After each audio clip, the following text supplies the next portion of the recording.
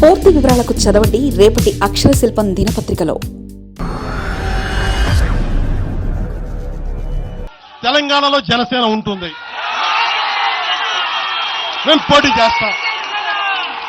ఇప్పుడు దాకా ఎప్పుడు అవసరమైతే తెలంగాణలో తిరుగుతాం, నేనే తిరుగుతా, మేమే తిరుగుతాం.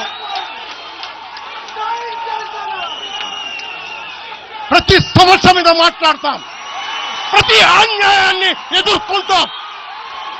ఏం మాట్లాడతారు మీరు? ఇది తెలంగాణ భారతదేశంలో అంతర్భాగం, మర్చిపోకండి. తెలంగాణ నా దేశం, మన భారతదేశంలో అంతర్భాగం తెలంగాణ.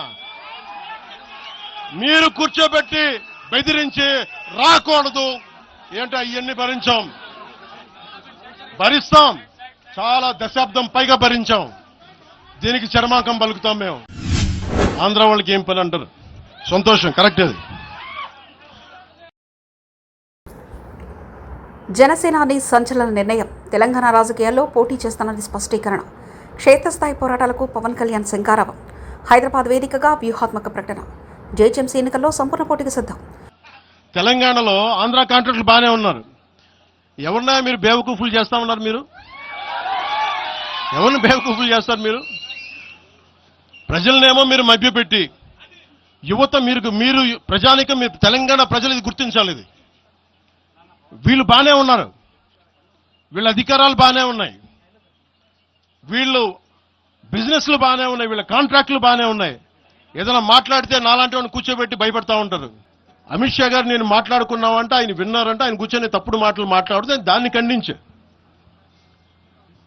నా మీద మనకు మాట అంటే మన జన సైనికులు ప్రతి చోట ఏదో కూర్చొని ఒక కేసులు పెట్టారు కూడా నాకు తెలియదు. తెలిసినవన్నీ చెప్పాను, అవన్నీ వదిలేనని చెప్పాను నేను. అవన్నీ గద్దర్ గారు బతికున్నప్పుడు మీరందరూ ఏమయ్యారా? గద్దరన్న బతికున్నప్పుడు మీరందరూ ఎక్కడున్నారు? గద్దరన్న వెన్నులో బుల్లెట్లు దిగితే గద్దరన్న నా దగ్గరికి వచ్చాడు. ఒకటి అడిగాడు ఆఫీస్కి వచ్చి, మన జర్నలిస్ట్ కాలనీలో ఉండే జనసేన ఆఫీస్కి వచ్చి, అరే తమ్మి నాకు బుల్లెట్లు దిగినీరా, నాకు వెనకాల నన్ను స్వేచ్ఛగా రే అని పిలుచుకునే అంత చనువు మా ఇద్దరి మధ్య. నాకు బుల్లెట్లు దిగినీరా ఈ వెన్నులో, నడవాలంటే ఇబ్బందిగా ఉందిరా, నాకు కారులో పోవాలంటే ఆటోలో తిరగలేకపోతున్నా, ఒక అండంగా అడుగుతున్నా, హక్కుగా అడుగుతున్నా, బండి కొనివరా అంటే ఆయన ఒక 24 గంటలు 3 రోజుల్లోనో 2 రోజుల్లోనో బండి కొనిచ్చాను నేను ఆయనకి.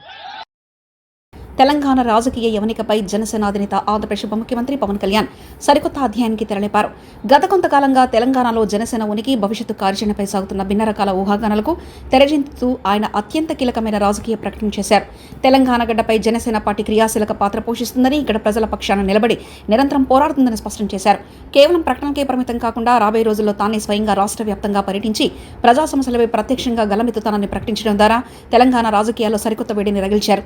ముఖ్యంగా హైదరాబాద్ మహానగర పరిధిలో జరగబోయే జేహెచ్ఎంసీ ఎన్నికల్లో జనసేన ఖచ్చితంగా పోటీ చేస్తుందని ప్రకటించడం ద్వారా త్వరలోనే తెలంగాణలో పార్టీ శ్రేణులకు ఎన్నికల సమరానికి సిద్ధం చేయబోతున్నట్లు సంకేతాలిచ్చారు. తెలంగాణ సమాజంతో తనకు తన పార్టీకి ఉన్న బంధం ఈ రోజు కొత్తగా పుట్టుకొచ్చింది కాదని పవన్ కళ్యాణ్ ఈ సందర్భంగా గుర్తు చేశారు.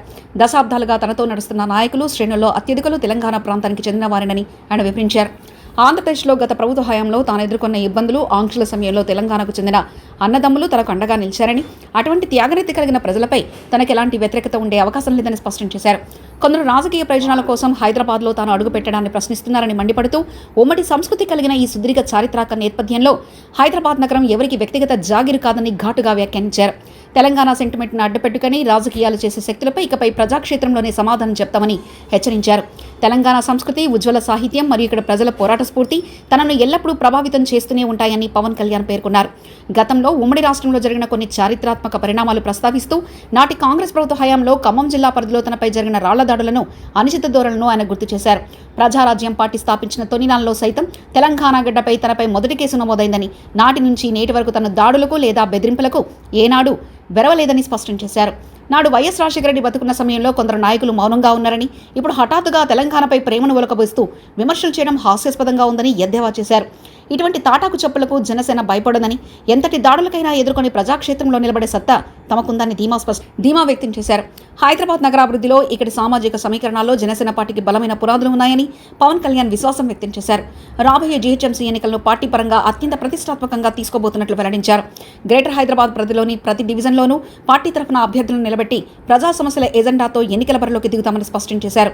తెలంగాణలో కేవలం ఎన్నికల సమయంలోనే కాకుండా నిరంతరం ప్రజల మధ్య ఉంటూ ప్రతి అన్యాయాన్ని ప్రశ్నించే బాధ్యతను జనసేన భుజాన వేసుకుంటుందని భరోసా ఇచ్చారు. ఈ వ్యూహాత్మక ప్రకటనతో తెలంగాణ రాష్ట్ర వ్యాప్తంగా ఉన్న జనసేన కార్యకర్తల్లో, అభిమానుల్లో సరికొత్త ఉత్సాహం నెలకొంది. ఏపీలో అధికారంలో భాగస్వామిగా ఉంటూనే తెలంగాణలో సొంత బలంతో విస్తరించడానికి పవన్ కళ్యాణ్ సిద్ధమవడం రాబోయే రోజుల్లో తెలుగు రాష్ట్రాల రాజకీయాల్లో ఉత్కంఠభరిత పరిణామాలకు దారితీయనుంది. మరిన్ని కథనాల కోసం సబ్స్క్రైబ్ చేసుకోండి మీ అక్షర శిల్పం. పూర్తి వివరాలకు చదవండి రేపటి అక్షర శిల్పం దినపత్రికలో.